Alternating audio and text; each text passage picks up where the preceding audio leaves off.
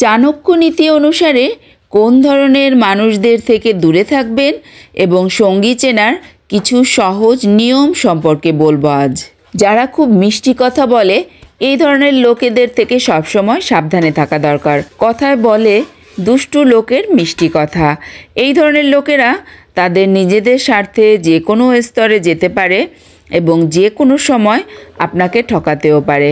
তাই এই জাতীয় লোকেদের থেকে সর্বদা দূরত্ব বজায় রাখুন।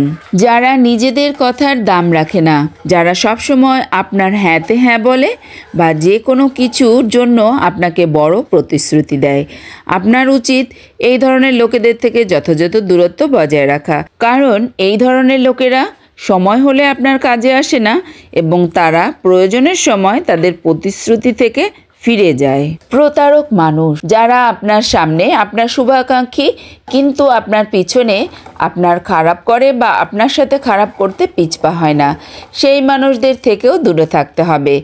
এই ধরনের লোকেরা যে কোনো সময় আপনার ক্ষতি করতে পারে এবং সমাজে আপনার ভাবমূর্তি ক্ষুণ্ণ করতে পারে। যারা অত্যধিক প্রশংসা করে তারা প্রায়শই তাদের সুবিধার জন্য মিথ্যা প্রশংসা করে তাদের কাজ করিয়ে নেয়। এই ধরনের লোকেরা আপনার গুণাবলীর সাথে নয়, আপনার অবস্থান এবং প্রতিপত্তির সাথে জড়িত।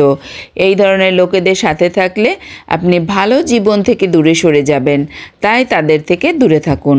খারাপ অভ্যাসের মানুষ, নোংরা এবং ভুল অভ্যাসের লোকের থেকে দূরত্ব বজায় রাখা আপনার জন্য ভালো। এই ধরনের লোকের সঙ্গ ভালো নয়। এটা আপনার ভালো ভাবমূর্তি নষ্ট করে, যার কারণে আপনার সুনামি শুধু খারাপ হয় না, মানুষ আপনার থেকে দূরে সরে যেতে থাকে। মিথ্যাবাদী মানুষ, প্রয়োজনের সময় এক বা দুটি মিথ্যা বলা স্বাভাবিক, তবে আপনার উচিত এমন লোকেদের থেকে দূরত্ব বজায় রাখা যারা প্রায়শই মিথ্যা কথা বলে। এই ধরনের লোকেরা আপনাকে যে কোনো সময় বড় সমস্যায় ফেলতে পারে। এছাড়াও আপনি তাদের জন্য যে কারো সামনে বিব্রতকর অবস্থায় পড়তে পারেন।